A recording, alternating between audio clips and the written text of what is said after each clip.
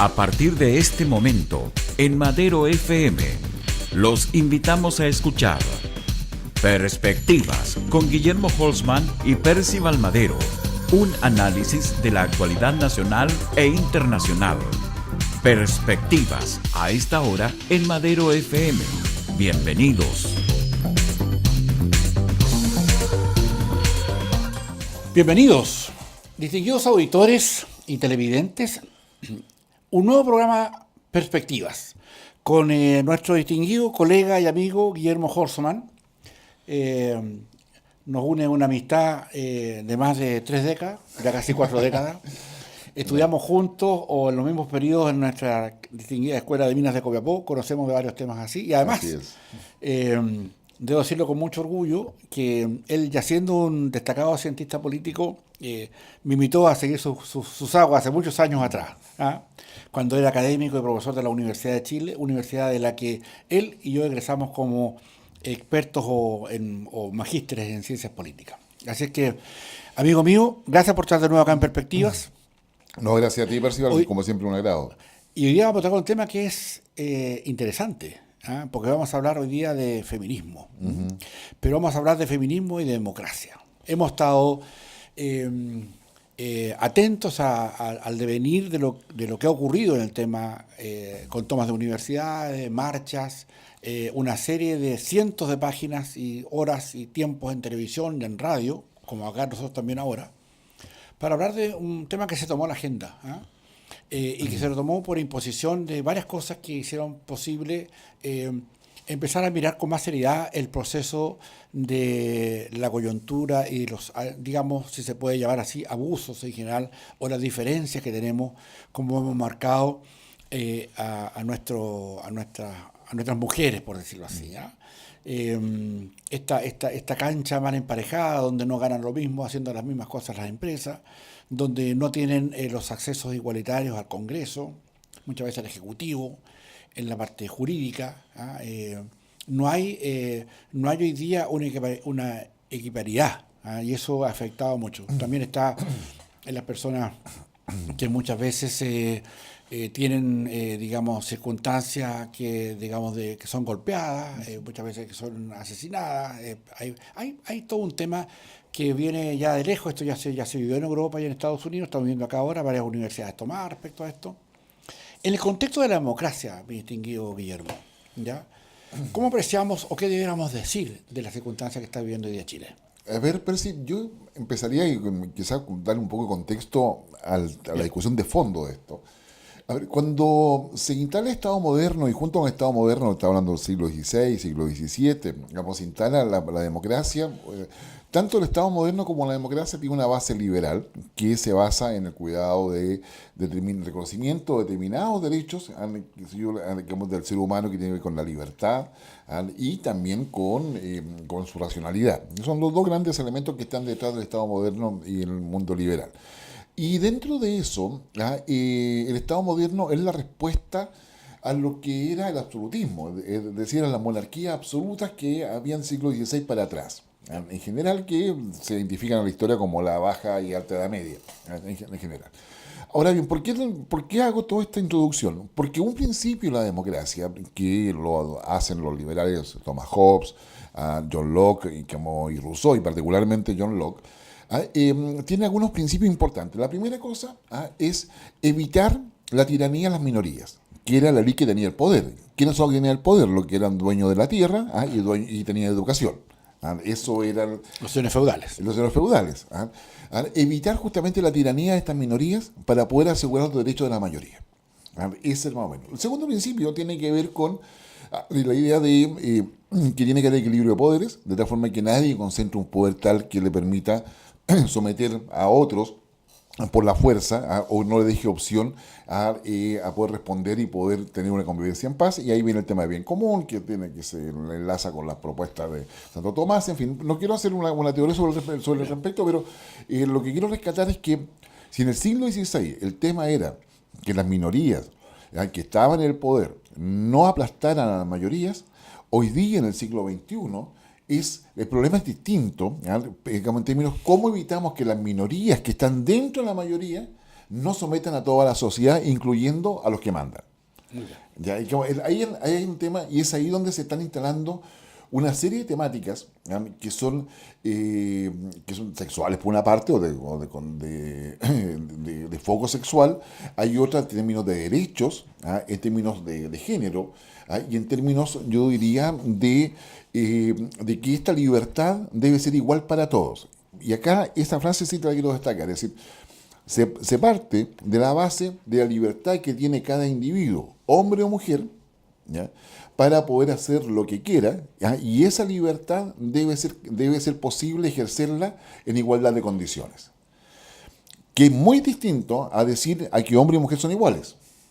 Lo que está en juego acá, y para hacer las distinciones ya más finas desde el punto de vista ideológico, es que todos tenemos la libertad, seamos hombres o mujeres, digamos, incluso, yo diría, homosexuales, que decirlo como quiera, o sea, todo individuo, cualquiera que sea su género, tiene la libertad para poder hacer lo que quiera, ser electo, ser, digamos, trabajador, empresa, qué sé yo, pero lo que se está peleando es que esa libertad debe ser en igualdad de condiciones. Entonces, cuando nosotros decimos que un hombre y una mujer deben ganar lo mismo por igual función, estamos haciendo mención a la condición de igualdad que todos debemos tener para ejercer nuestra libertad. ¿Ya? Entonces, yo diría ahí, en ese contexto, el tema cultural en América Latina, que es distinto al de Europa. Sin duda. Claro. O sea, es decir, y por eso la visión hacia el siglo XVI es importante, porque acá teníamos pueblos originarios, pueblos indígenas, hubo una colonización, digamos, básicamente española, que donde cambia bastante el panorama en Brasil, pero digamos en todo el resto de América del Sur, América Latina, básicamente española, que trae una cultura y un sentido y una estructura patriarcal de la sociedad, donde la mujer se parte como sumisa, digamos, y sometida a la visión del patriarca, del hombre, básicamente, y eso, digamos, culturalmente se va repitiendo y se va reproduciendo en la historia, ¿ya? Hasta que llegamos, en definitiva, a la idea de que hoy día, en el siglo XXI, nuestras mujeres tienen que ser tratadas en igualdad de condiciones que los hombres frente a cualquier situación. Cuando eso no sucede y se produce una discriminación, un maltrato, una exclusión o un acto de violencia contra la mujer, ¿ya?, ahí estamos hablando de femicidio. Bien.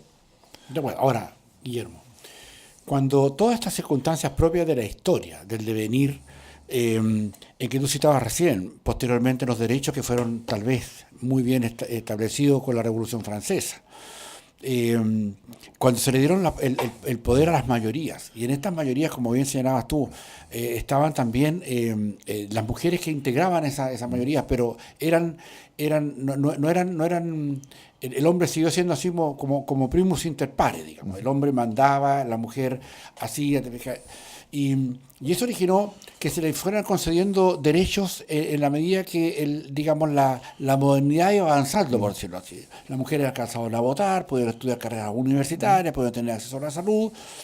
Y hoy día esto como que no es que reviente, sino que más bien se toma más conciencia, más poderosa conciencia de lo que acá está ocurriendo, en términos de que mujeres organizadas buscan ser tratadas de otra manera, particularmente por los abusos a que han sido sometidas, y eso cambia el paradigma de que el hombre era, en el fondo, el primus inter pares, digamos. Exactamente, y ahí entramos ya a la visión más ideológica y al feminismo en sus distintas vertientes.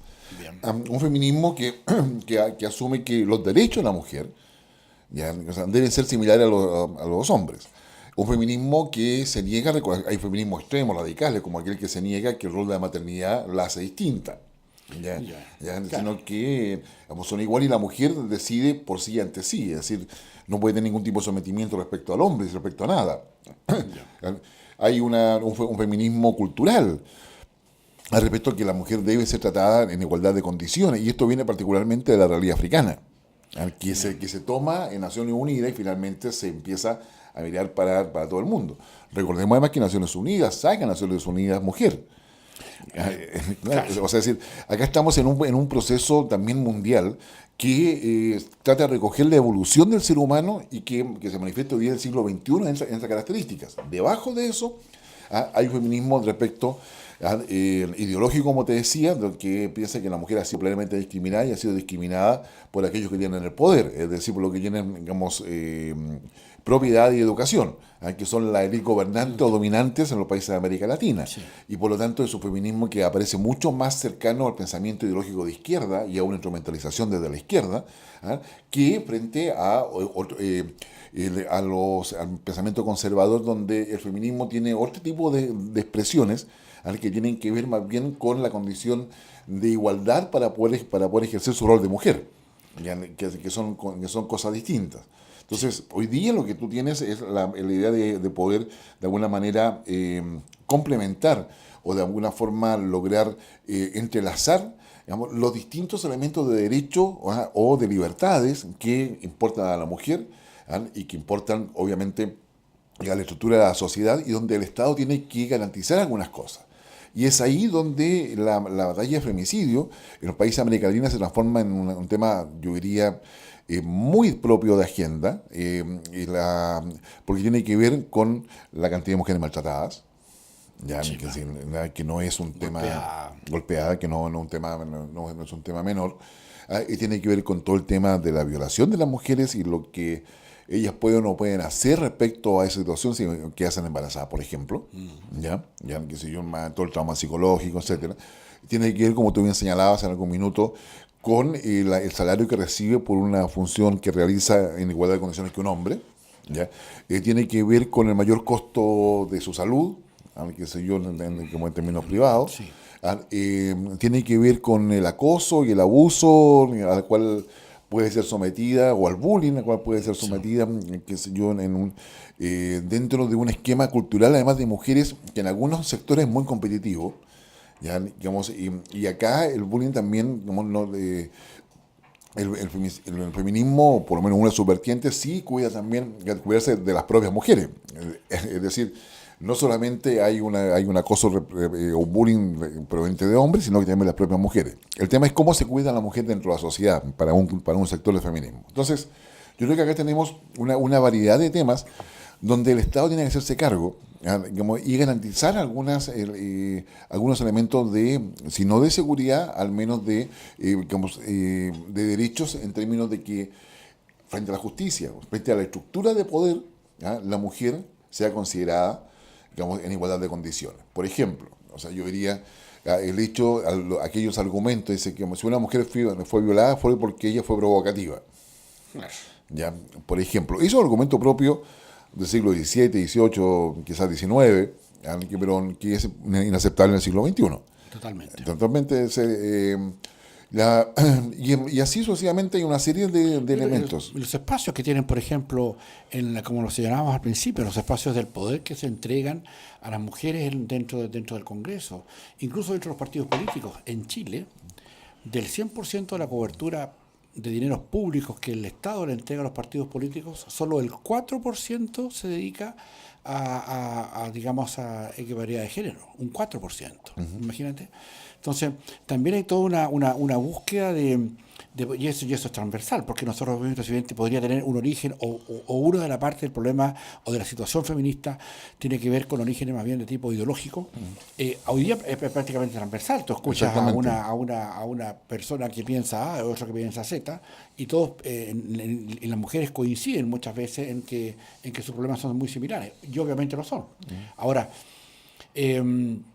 ¿dónde debiéramos avanzar con esto? Porque en el fondo, las tomas de las universidades, los foros públicos que han habido respecto a esto, etcétera, hay varias universidades todavía tomadas respecto a este asunto. Pero el punto está en que se entenderá que esta es una circunstancia donde se le quiere dar un puntapié inicial a ciertos cambios, pero esto probablemente demore varios años, probablemente décadas, en generarse situaciones de igualdad, por decirlo así. O sea, yo creo que acá hay una propuesta feminista que es más radical y con tinte político e ideológico, sin lugar a dudas. Basándose en una realidad donde efectivamente las estructuras institucionales existentes, tanto en el sector privado como en el sector público, no permiten asegurar que una denuncia o una situación de vulnerabilidad o de vulneración a los derechos o dignidad de una mujer pueda ser investigada adecuadamente. Y eso, yo diría que es urgente, y eso tiene que hacerlo el Estado con reformas legales que sean pertinentes, digamos, que aseguren, qué sé yo, el debido proceso. Sí, bien. Que aseguren el debido proceso, pero también que sea un rápido proceso y que haya sanciones. Es decir, Claro. digamos, el hecho de que tú puedas denunciar, digamos, y solamente pensar que por denunciar ya ahí termina y acaba todo. Claro. ¿Ya? O sea, no, porque hoy día en la sociedad, o sea, hay para un sector de la sociedad, digamos, es natural, que si yo, digamos, tratar de acosar a una niña que es buena moza, Un piropo. o un piropo, qué sé yo, o incluso buscar más allá, o sea, pero y la niña no puede decir nada, porque quien lo hace tiene tiene una posición de autoridad o de influencia en el entorno donde ella se mueve, que inhibe cualquier posibilidad. O de fuerza. Claro, exactamente. Entonces yo te diría que hay acá un tema cultural que se va a demorar, pero los cambios culturales parten de este tipo, parten por la estructura institucional que tú tengas para que efectivamente las cosas se puedan conocer, se puedan investigar y se puedan sancionar. ¿Ya? Y eso significa, digamos, también un cuestionamiento a la estructura de poder superior, en términos de que no puede, digamos, esconder al resto, o pretender que las cosas no sucedan. Es todo un tema de cambio, pero eso parte por las modificaciones de las estructuras institucionales. En las grandes instituciones, por ejemplo, como en los ejércitos, se ha estado incorporando consistentemente el aporte femenino a las Fuerzas Armadas, por decirlo así, no así en todas partes. Pero también apunta a un hecho que obviamente va a tocar y que creo que hay también, digamos, miradas ideológicas respecto a eso, respecto a que en Occidente la espiritualidad viene a partir de, o junto con el cristianismo, particularmente con el catolicismo. Y ahí hay una estructura de poder también muy distinta, donde no hay cardenales mujeres, donde no pueden haber papas mujeres, todavía, y sacerdotes mujeres.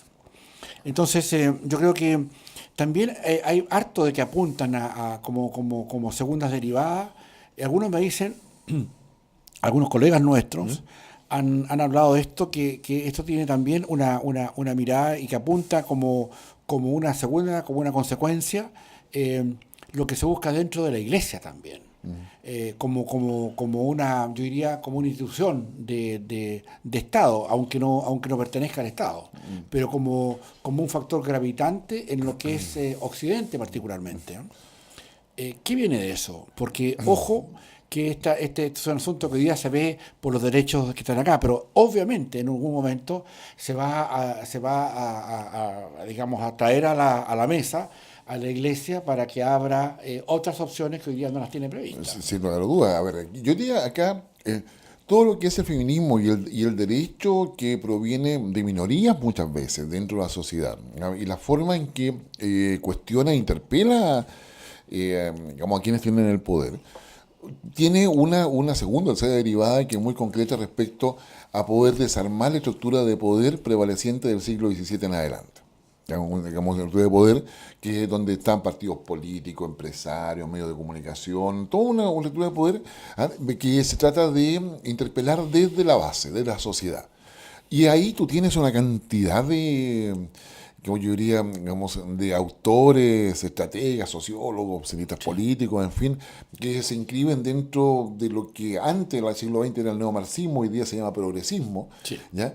Y al otro lado, tú tienes un conservadurismo, digamos, no menor respecto a tratar de evitar los cambios en la sociedad. Y lo que estamos viendo hoy día es una pugna entre aquellos que se denominan progresistas, o neomarxistas. Claro, y que es un grupo neomarxista, pero no todos son, no todos son, pero donde el progresismo, digamos, recoge muy bien los derechos, muy bien las demandas contra el abuso, la falta de transparencia, la crítica a la corrupción, digamos, ese progresismo donde hay un neomarxismo latente ahí, o activo, digamos, se enfrenta a una visión liberal, donde dentro de esa visión liberal de Estado, de economía, hay un conservadurismo valórico y cultural importante. ¿Ya? Entonces, volvemos un poco al debate no zanjado del siglo XIX en nuestro país, o sea, entre liberales y conservadores, pero ahora liberales y conservadores en un sector, pero con un nuevo sector social que se declara progresista, y donde hay una serie de manifestaciones que intenta romper e interpelar a esta estructura de poder que está reflejada en el Estado del país, o sea, en el Estado de Chile, en el propio Estado. Entonces, es ahí cuando, digamos, en una discusión mucho más profunda, yo diría, o sea, necesitamos reformar la Constitución para poder garantizar determinados derechos. Necesitamos avanzar en ese plano, pero no bajo la tutela o la presión de los progresistas, ¿ya? Ni bajo la presión de los conservadores, ¿ya? O ultraconservadores. Claro. Necesitamos el espacio adecuado donde puedan converger todos, ¿ya? Asociado al reconocimiento de la evolución de la sociedad en los últimos 50 años. Ahora, Guillermo, hay un tema acá que es delicado porque muchas veces tienen que ver con la interpretación de lo que se hace llamar, o lo que se dice por algunos colegas nuestros, como la decadencia de Occidente. Cuando nosotros hablamos de feminismo, hablamos respecto a la manera, o como nosotros compartimos acá en Occidente, y la mirada occidental respecto al feminismo. Pero hay culturas más grandes que las occidentales, por ejemplo la China, o por ejemplo la de ascendencia árabe, ¿sí? Musulmana, ya, que tiene un trato distinto, y que, si bien es cierto, hay algunos esbozos de hacer algunos aspectos, digamos, de mejoramiento de las calidades, particularmente en el género, igualdad de género, ya pueden manejar vehículos, ya se pueden sacar, o ya usar ropas distintas, no andar solamente cubierta o mirando que se le pueden ver solamente los ojos a la persona que camina, etcétera, etcétera. No hay ninguna posibilidad que provoquen en su tema, no se hace una búsqueda pública en la vida del consumo de productos para la exacerbación de la belleza y cosas así. Otras miradas que hay en otras partes del mundo que tienen más gente que el occidente, sí, mismo. Entonces, ¿cómo hoy día esto tiene que ver con una circunstancia en que no es que debilite el occidente, pero sino que bien hay otras posiciones que no están siendo consideradas acá? Y hoy día, por ejemplo, hay amenazas muy latentes respecto de que otras sociedades que se han mantenido más monolíticas, ¿ya?, tienen más posibilidades de, entre comillas, dominar a Occidente. Entonces la pregunta es, si bien es cierto, podría ser en algunos casos considerada como tangencial al problema, el punto es, dentro del contexto de la sociedad mundial, ¿ya?, el feminismo, en Occidente sabemos para dónde va. Los nuevos avances de los lugares donde hoy día el feminismo no es considerado. ¿Qué posibilidades tiene la estructura de poder? El que tenga, ¿cuáles son los que van a predominar finalmente en el futuro? Porque hoy día estamos nosotros mirándonos a nosotros mismos, pero la influencia que hay externamente, consideremos solamente que en China, donde un país es inmenso, digamos, que tiene más de 1.400 millones de habitantes, recién se le pueden, en algunos casos contados, las mujeres pueden tener su segundo hijo. ¿Te fijas?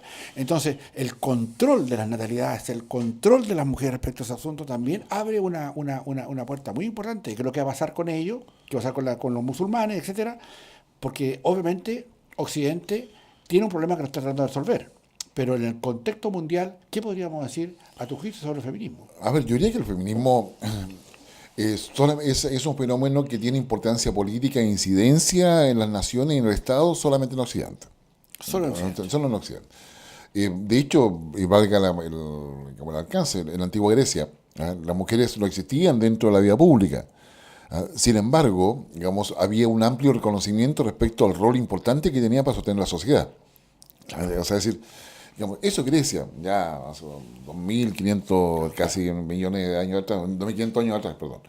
Entonces yo te diría, hoy día si uno mira la evolución de las sociedades, que están digamos, vinculadas a la manera en que el ser humano va ampliando sus horizontes. O sea, hoy día, por ejemplo, cuando tú estableces como derecho humano el derecho a la migración, también está como derecho humano por Naciones Unidas. O sea, es decir, yo puedo irme a donde sea, y por eso hoy día no se habla de migrantes ilegales, sino que irregulares. A ver. ¿Por qué? Porque es un derecho mío irme a otro país. Perfecto. A cualquiera, a donde yo quiera. Pero ahí deberé cumplir los requisitos para poder estar, etcétera, pero por lo tanto soy irregular, no soy ilegal. No es un delito irme a otro país. Bien. Ya, digamos esto como derecho humano, esto es totalmente al margen de lo que estamos conversando, pero vale. que nos sirve de referencia. Exactamente. Ahora, entonces yo diría, el tema del feminismo es un tema de que tiene que ver con la cualidad del ser humano de poder tener la igualdad de condiciones. Y efectivamente hay abuso sobre la mujer. Y yo diría que vamos a tener 3 escenarios en los próximos 50 años. Uno que va a estar definido por América y Europa, yo diría con diferencia, pero lo que es América, desde Canadá hasta Tierra del Fuego, y también Europa, va a ser una cosa. Vamos a tener un segundo escenario en todo lo que es Asia, con tres modificaciones importantes en todo lo que considera incluso a India dentro del sector asiático. Sí, todo lo que es India, todo lo que es digamos, China, y todo lo que es el sector tibetano, toda la altura hacia Pakistán, toda esa parte. Perfecto. ¿Ya? Entonces yo creo que ahí tenemos y el otro sector sería África. África también, donde hay la mayor preocupación por lo que les pasa a las mujeres. Es decir, ahí tenemos un tema político-religioso, África y Medio Oriente, político-religioso. O sea, en Medio Oriente y África hoy día hay alrededor de 140 grupos terroristas de base islámica radical que castigan a las mujeres porque van a la escuela. Las secuestran, que es el caso de Boko Haram, Así es, por ejemplo. Sí, te lo he citado. Entonces el tema de considerar a la mujer un ser humano en África es relevante. ¿Ya? Pero tiene que ver con visiones, digamos, religiosas, que están en pleno desarrollo en términos de cómo se imponen. Es decir, 140 grupos terroristas reconocidos por Naciones Unidas no es poco. 140. O sea, cuando tú dices ISIS desapareció, claro, entonces quedan 139. Estamos menos. De eso estamos hablando. Entonces yo diría, yo lo veo como parte del conflicto sociopolítico de los próximos 50 años. Sí, definitivamente sí. Digamos, va a ser parte de ese conflicto sociopolítico. Y con problemas concretos respecto al tema económico en Occidente, cuál es el rol, como yo diría, productivo de la mujer. No reproductivo, productivo de la mujer. Bien. Que tiene que ver con el tema de las capacidades industriales. O sea, pensemos que en economías totalitarias, como el caso de China, la mujer es la que anda teléfono, porque tiene una mejor motricidad fina. Bien. ¿Ya? Entonces parece ser que la mujer puede tener mayor desarrollo más allá de la restricción a la libertad en regímenes totalitarios como China, que vamos a ver cómo sale, digamos, de su plataforma industrial asociada a la cuarta revolución industrial, y el rol de la mujer dentro de eso. Entonces, respecto a Occidente, que está en una discusión que tiende a ser más ideológica en términos de cuestionar la estructura de poder, más que su rol dentro de la sociedad. Entonces, yo diría, el tema a mí me parece que se debería abordar desde el punto de vista que los seres humanos, yo insisto en esta perspectiva, y con mucha disposición a discutirlo mucho más profundamente, debe garantizarse su ejercicio de la libertad. Y la libertad se ejerce en forma responsable. Toda libertad significa un orden y una estructura, para que pueda existir como tal. Pero a su vez las condiciones de igualdad para que todos tengamos ese derecho a la libertad, digamos, no debe haber distinciones desde el punto de vista de género, sino que debe ser igual para todos. Yo creo que si empezamos de esa discusión, podemos tener cabida para las distintas expresiones que hay de feminismo y darle un sentido a nuestra evolución social. Pues es un tema tremendamente interesante que no se agota en esta conversación. Van a haber probablemente más conversaciones respecto al ciclo de feminismo y democracia en el mundo particularmente occidental, que es donde nosotros estamos viviendo hoy día. Distinguidos auditores y televidentes, llegamos al final de este programa en Perspectivas. Nuevamente, agradeciendo a nuestro distinguido amigo y colega Guillermo Horstman, que ha tenido la gentileza de venir nuevamente hasta nuestros estudios para poder conversar de un tema tan importante como ha sido feminismo y democracia. Le agradecemos su participación y, obviamente, lo dejamos invitado para un nuevo Perspectiva en una próxima oportunidad. Muchas gracias. Gracias a usted, gracias Percival. Gracias, Guillermo. Muy gentiles. Aquí concluye Perspectivas con Guillermo Holzman y Percival Madero, La actualidad nacional e internacional cada jueves desde las 2 de la tarde.